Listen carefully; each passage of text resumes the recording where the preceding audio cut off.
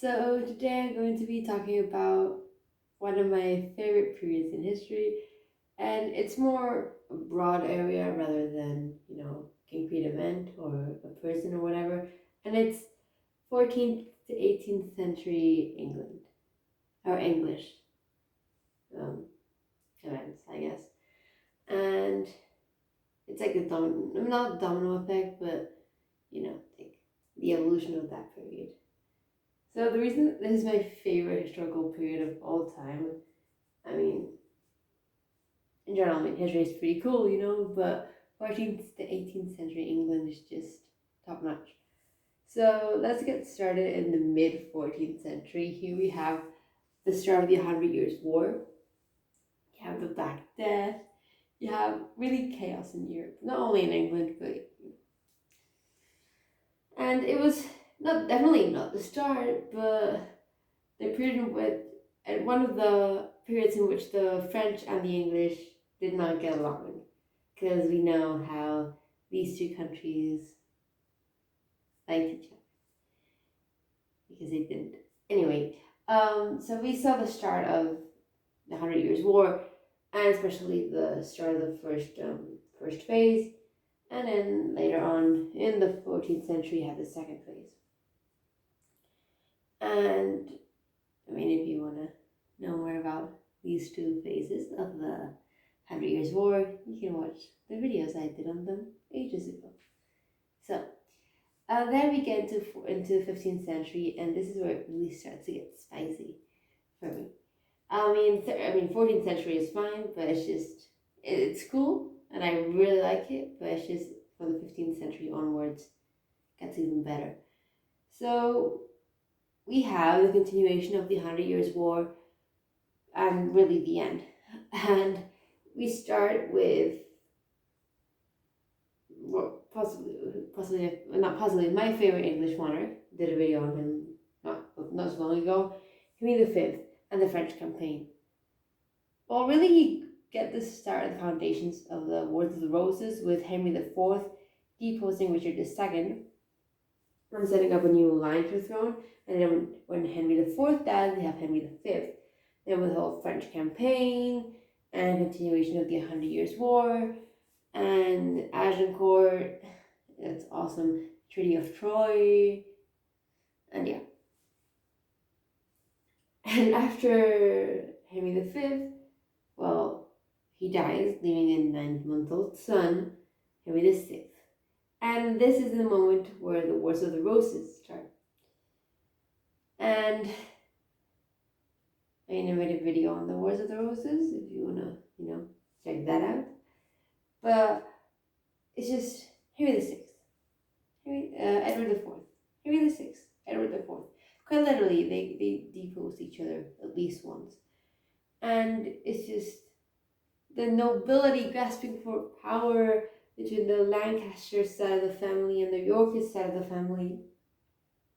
And by the way, the term Wars of the Roses is relatively young. It definitely wasn't used at the time. And this whole idea that it was the White Rose of York against the Red Rose of Lancaster, that's Shakespeare. That has nothing to do with actual, history.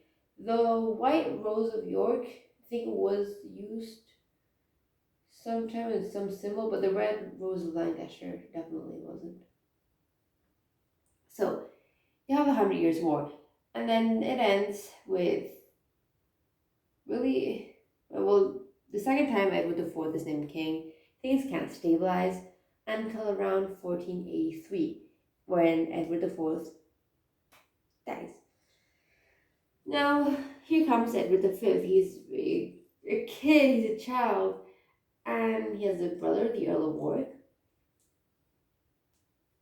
Again, a child even younger than Edward V. So they need protection, and who better to protect them than, Richard III. And, well, this guy was extremely power hungry, locks both of them in the Tower of London for protection, and leaves them there and kills them, most likely, and reigns for himself for 2 years. At this point, a young guy in Brittany, Henry Tudor, said no, and goes on to fight the Battle of Bosworth Field and defeat Richard III and his army for the English throne. And there you have the throne at the hands of the Tudor dynasty now. You have Henry VII, and you have Henry VIII with the whole Reformation, revolution in government, and the six wives and the heir fiasco thing. Then you have Edward VI, the sick king, he was sickly, the boy king. And then you have Mary the First with the whole, burning out the Protestants and return to Catholicism. Then you have Elizabeth with the religious settlement, Spanish Armada, the whole deal. And all this time, this was a huge roller coaster in terms of religion. It was Catholic, Protestant, Catholic, Protestant, Catholic, Protestant. It was just up and down. And then the problem is problem really stems from Edward VI because he didn't have any children, not even sons. He didn't have any children. So the throne would go on to Mary, who also didn't have any children, and the throne would then go on to Elizabeth, and then you have the whole Mary Queen of Scots. Crazy idea. Not to mention that between Edward and Mary there was Lady Jane Grey. Anyway, Elizabeth also never even marries. There was this crazy theory that she was a dude. I do not know where that came from, but anyway, that is an actual theory. Look that up if you don't believe me. And so they needed to do something because there was no husband, no child, nothing. And so the closest family, I guess, would be the Stuarts. Of course, Mary Queen of Scots, by the time Elizabeth died in 1603, had died. And she died in 1587. She died in 1587, she got decapitated. And so the next in line would be the current King of Scotland, James. James VI of Scotland, and now James I of England. And this is a point where England, and this is already the 17th century, England and Scotland were kind of united under one king.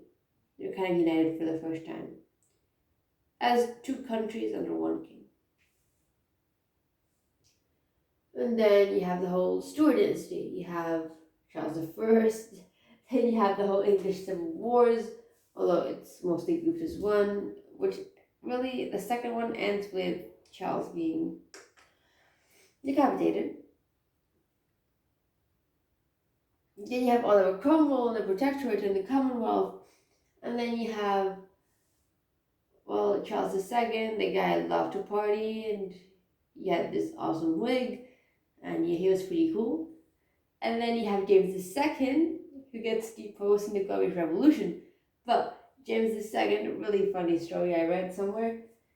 As he was running away from London, he knew that to do anything, the new monarchs would need the royal seal. But big brain, if he threw the royal seal into the Thames, they wouldn't be able to do anything. So as he was running from London, he threw the royal seal into the Thames. And they had the Glorious Revolution with William and Mary. And then you have Queen Anne. And, really under William and Mary, you have the laws of succession. Well, really under William.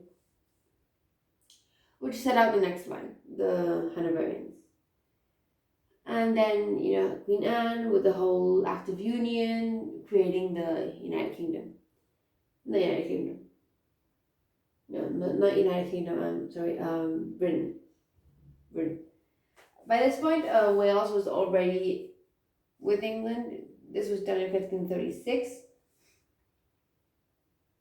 And the Act of Union was signed in 1707.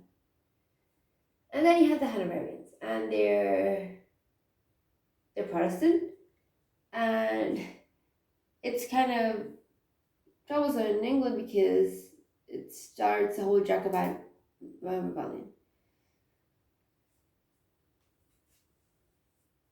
Jacobites support James II, who by 1715, the time of the first Jacobite rebellion, is still alive. But then, I think he is. I think he's still alive. But then you have the second, well, there's a few of them, but then you have the 45 Rebellion in, you guessed it, 1745. And that's crazy. I mean, the British won against the Highland rebels. And it really ended the Highland way of life. You have the Battle of Culloden, and yeah, kind of calm things down with Scotland. And then you have more towards the end, the development of the New World, the colonies in the U.S. Well, not U.S. North America, and of course the heavy taxation after the 7 Years' War. I still count this because even though it's really American history at this point, it's still under the British Empire, so that's why I'm counting it here. And then, of course, like after taxation, that led to the American Revolution, which ended in 1784, I think it was, or 83, 84. And yeah, and then by the end, you have the whole debate as to whether to participate in the French Revolution, and that ends in 1799. So you got that. And yeah, that is pretty much really, really, really brief overview of 14th to 18th century England or British history. And I mean, the 14th century, I like to see it because, I mean, 14th to 18th century is my favorite period. But 14th century, I don't see it as part of the period itself,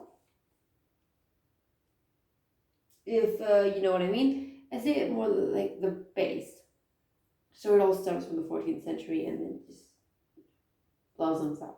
Which does make sense because it's before, I mean, chronologically speaking, 14th century comes before the 15th century. So yeah, I'm going to leave it there because there is not much else to say. That is the brief overview of the 14th to 18th century history of England. So yeah, that is it. So yeah, I hope you liked it. I hope you found it interesting. And yeah, thank you for watching. Bye.